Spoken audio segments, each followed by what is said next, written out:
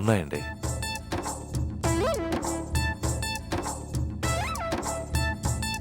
కొంచెం ఒత్తు మీనాక్షి.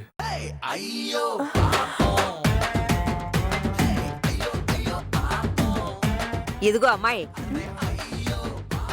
మీసాలు తిప్పే మగరాయిళ్ళంతా ఆడాళ్ళకి లొంగేది ఇలాంటప్పుడే. వెళ్ళి వద్దమ్మా.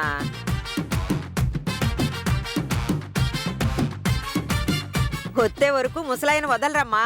వెళ్ళి ఒత్తు.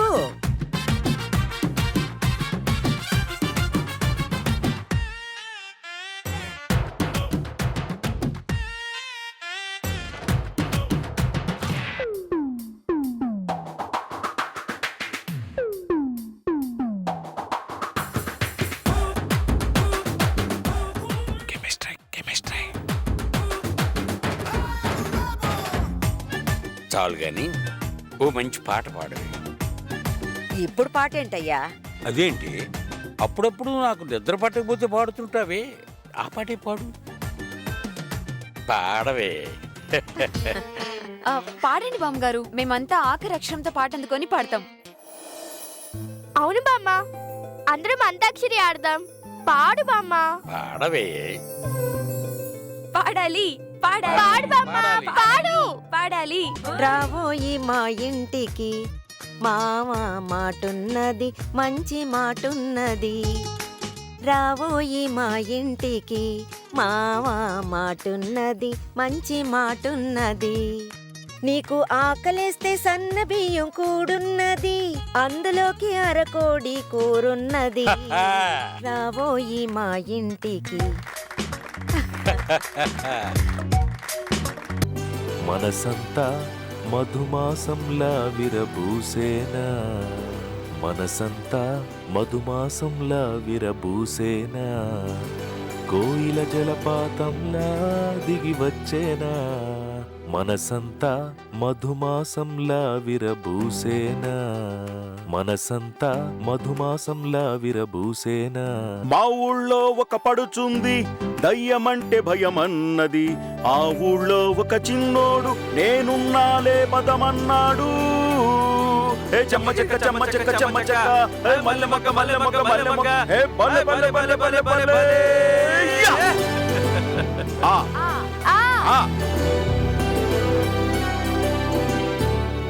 అందమైన సుందరాంగుణ్ణిరా, అందుకోర ఈ మనసులో ప్రేమనిరా, పూతరేకు చిరునవ్వుని అని. డంటనక డంటనక డంటనక డంటనక డంటనక డంటనక డంటనక డంటనక. మీరందరూ మా ఇంటికి వచ్చిన తర్వాత సంక్రాంతి పండుగ సంవత్సరానికి ఒకసారి కాకుండా రోజూ వస్తే ఎంత బాగున్నా అనిపిస్తుంది. థ్యాంక్స్ తాతగారు. మా అందరినీ ఇక్కడికి పిలిచి మీ సొంత మనుషుల్లో ఆదరించినందుకు థ్యాంక్స్ తాతగారు. ఇదిగో మరొక్కసారి థ్యాంక్స్ అన్నా ఉంటే కొత్త పట్టుకుని. సొంతం ఏమిటయ్యా, ఆనందం సంతోషం అనేవి అందరు సొంతం. అర్థమైంది కదా? అర్థమైంది.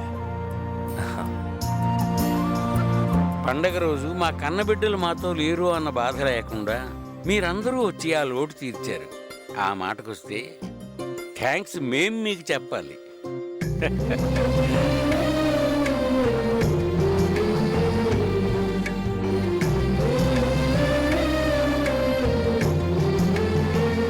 వీళ్ళందరి ముగ్గులోకి ఎవరి ముగ్గు బాగుంటే వాళ్ళకి బహుమతి ఇస్తానని అనౌన్స్ చేశాను. చూడు, బహుమతి అనేసరికి పోటీలు పడి ముగ్గులు వేస్తున్నారు.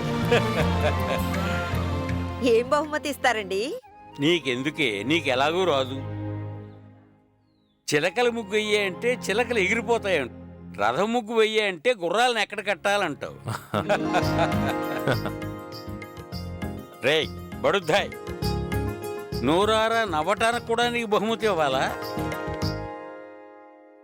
నాన్న, అమ్మ వేస్తున్న ముగ్గు ఎంత బాగుందో చూసారా? లేదన్నయ్య, వదిన ముగ్గు కన్నా నా ముగ్గే బాగుంది చూడు. లేదు నాన్న, అందరికంటే బాగా వేసింది నానమ్మే. చూడు. బాగుండదని ఆయన ముందే చెప్పేశారు కాబట్టి నా ముగ్గు బాగుందని నేను చెప్పినా ప్రయోజనం లేదులే. సార్, అందరూ ముగ్గులేయటం అయిపోయింది సార్. గిఫ్ట్ ఇస్తానన్నారు కదా.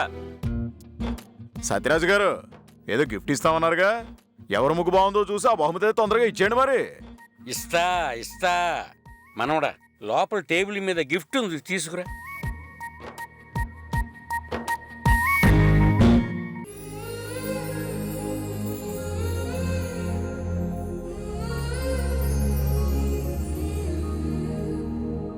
మనవడా, ఈ ముగ్గులన్నిట్లో ఏ ముగ్గు బాగుందో చూసి ఆ గిఫ్ట్ నువ్వే ఇచ్చి.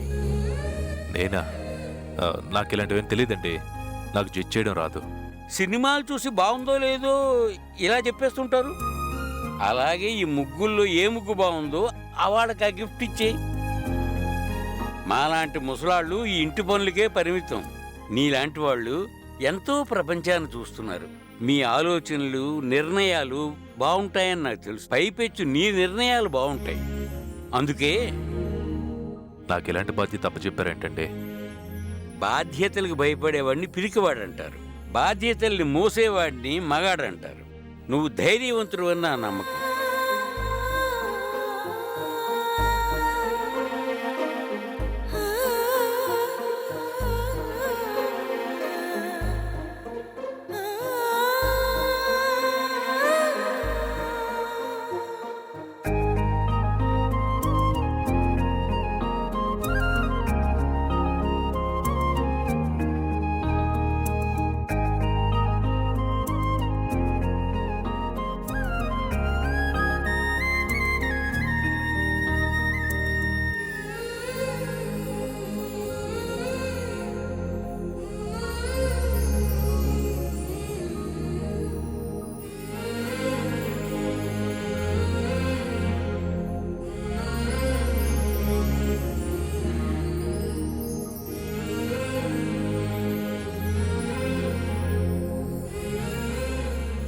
సార్, మీరు ఆ గిఫ్ట్ ఎవరికిస్తారో నాకు తెలుసులే సార్.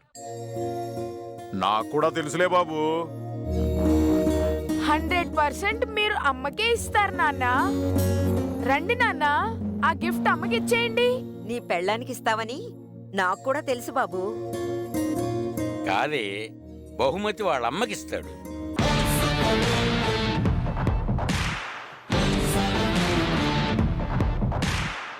ఖచ్చితంగా అమ్మకే ఇస్తాడు, డౌటే లేదు.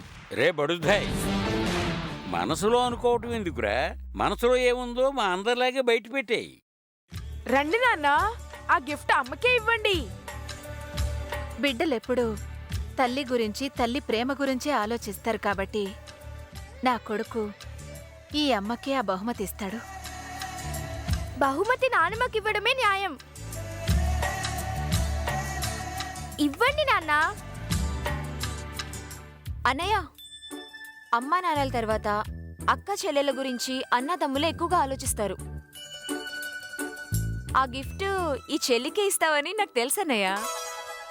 గిఫ్ట్ కోసం వీళ్ళందరూ ఎన్ని మాటలైనా చెప్తారు. అయితే నీకు నచ్చిన వాళ్ళకే ఇవ్వు, త్వరగా ఇవ్వు. న్యాయంగా చెప్పాలంటే ఈ గిఫ్ట్ నా భార్యకే ఇవ్వాలి.